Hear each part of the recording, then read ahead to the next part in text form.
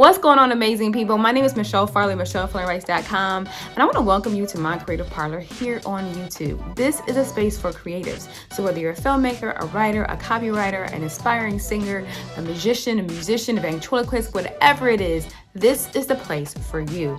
Today I'm going to tell you what you actually need to start a YouTube channel. You ready to get started? Let's go.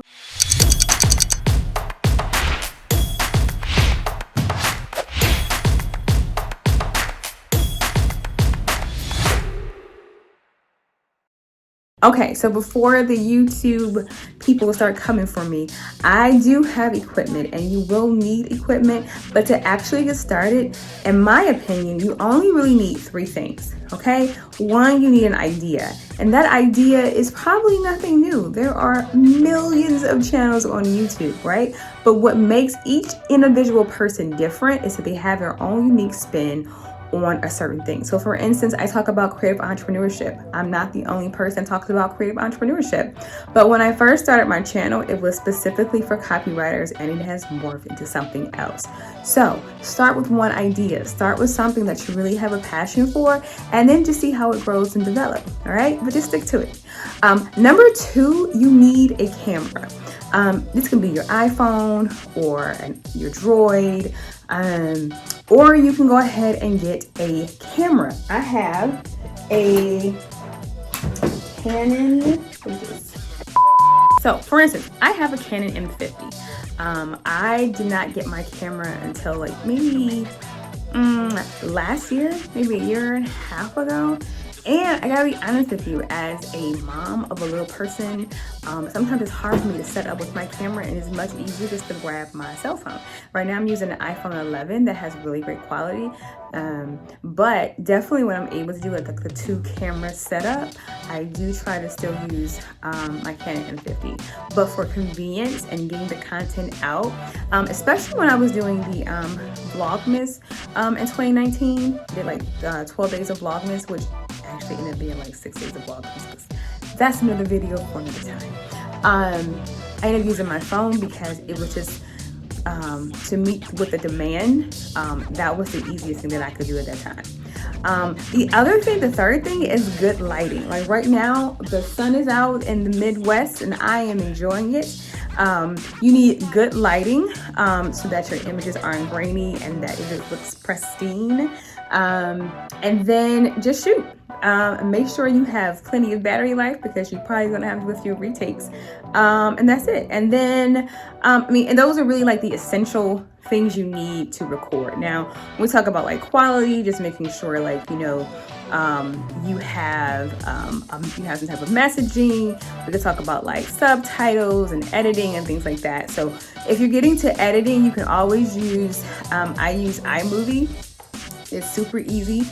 I do have Adobe Premiere on my computer, so I'm able to use that as well. And as I get more confident in that, I use that. But sometimes, you know what? I'm busy and I have projects to do. So sometimes I outsource that. So it all depends. When you're first getting started, you're definitely you probably want your hands in most of the aspects of your production for your show that is on YouTube. That's totally understandable. But if you do want to do this and you still have other things to do, then by all means, you can also outsource that to be edited. I'm going to walk you through some of the things that I initially bought. Some stuff I still don't, haven't used in a while. And then, hopefully you found this video. So everything that I'm mentioning, there is a link in the description box below. So go ahead and click on that if you are liking that.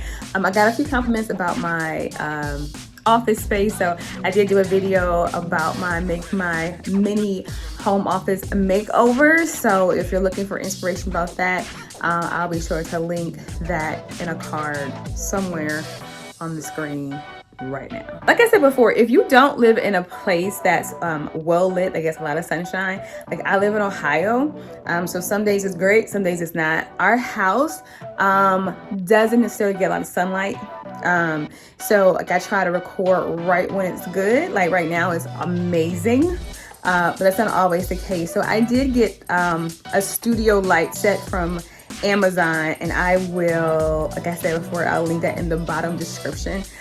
One of the lights is actually downstairs, and my husband uses sometimes when he's working from home. All right, so let's talk lights. I bought a set of Limo Studio lights from Amazon.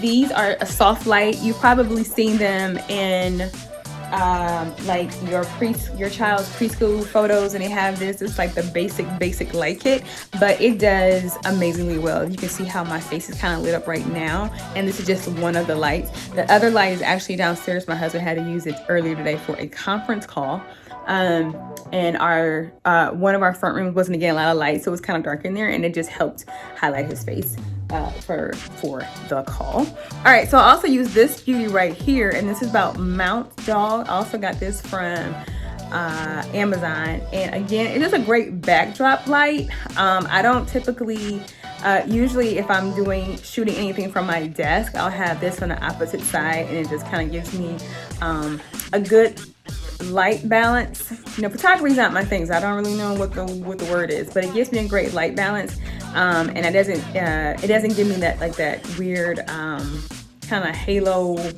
angel, touched by an angel type of look. You know what I'm saying? From like the 90s. Walk down the road. Okay, that was using my show. Okay, rest up Delaries. That was my girl. And the third light that I have is what every makeup artist on YouTube has, is your first basic ring light. This is by ESDDI, and I can't remember how much I paid for it, but again, like I said, it's in the description box. I use this for close-ups, or if I'm recording at night and there is absolutely no light, I'll use this for a headshot or even for a medium shot. All right, so I talked to you before in the beginning about the Canon M50, and I'm gonna input a little bit more of the features that it offers, so you guys can kind of see if that's something that you want to purchase. So I know that the Canon M50 is available on Amazon, and I have a link there too. You can also look at Best Buy. They also have that, and if you have a Best Buy card, you might be able to, you know, make some payments on it and not have to shell out all of that money at the same time. But this is probably one of the more affordable cameras. So one of the things that I wasn't aware of, that I'm not a fan of now, is that the viewfinder pulls out to the side and not up and down. So usually if I'm trying to do a video, it's hard to see if I'm in frame. And then the only other thing too, if you have a lot of cords, so like if I plug in the rodeo mic and the screen, the cords get jammed up so the screen doesn't flip all the way down. So this is a pet peeve. It doesn't stop it from working or getting the quality that you need. It's just something that I just don't particularly like. It is also kind of heavy. Like, I'm not gonna hold you, it's heavy. So if you're doing a lot of walking around and things like that, like I think another reason why I tend to go with my phone, because I have it, it's light, it's easy, and then I can automatically like just send stuff to the cloud. You can do the same thing too with your M50, but that's another time for another video.